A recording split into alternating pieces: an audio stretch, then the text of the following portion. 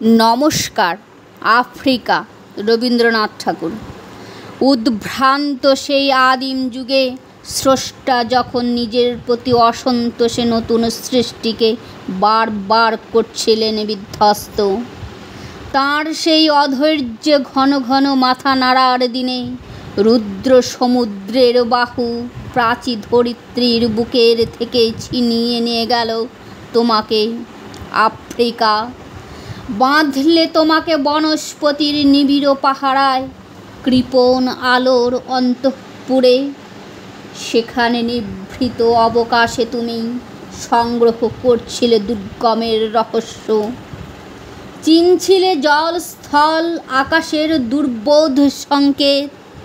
প্রকৃতির দৃষ্টি অতীত জাদু মন্ত্র জাগাচ্ছিল তোমার চেতনাতীত মনে।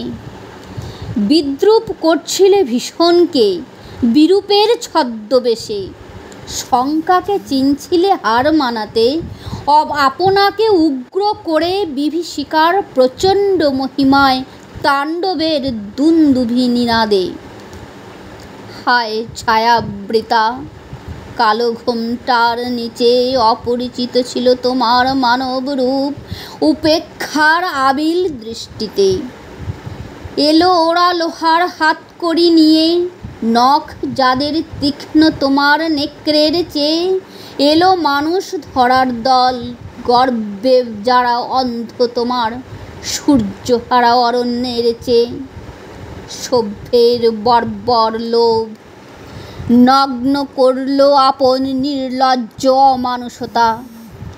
তোমার ভাষাহীন ক্রন্দনে বাষ্পাকুল অরণ্য পথে পঙ্কিল হলো ধূলি তোমার রক্তে অশ্রুতে মিশে। দস্যু পায়ের কাঁটা মারা জুতোর তলায় বিভৎস কাদার পিণ্ড চিরচিহ্ন দিয়ে গেল তোমার অপমানিত ইতিহাসে।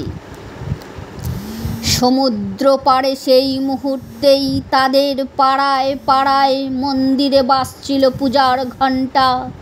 সকালে সন্ধ্যায় দয়াময় দেবতার নামে শিশুরা খেলছিল মায়ের কোলে। কবির সঙ্গীতে বেজে উঠেছিল সুন্দরের আরাধনা। আজ যখন পশ্চিম দিগন্তে প্রদোষকালে ঝঞ্ঝা বাতাসের ঊর্ধ্বশ্বাস, যখন গুপ্ত গহ্বর থেকে পশুরা বেরিয়ে এলো, অশুভ ধ্বনিতে ঘোষণা করল দিনের অন্তিমকাল।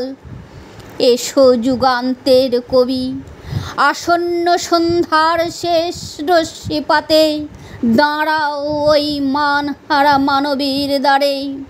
বলো, ক্ষমা করো, হিংস্র প্রলাপের মধ্যে শেষ হোক তোমার সভ্যতার শেষ পুণ্যবাণী। নমস্কার।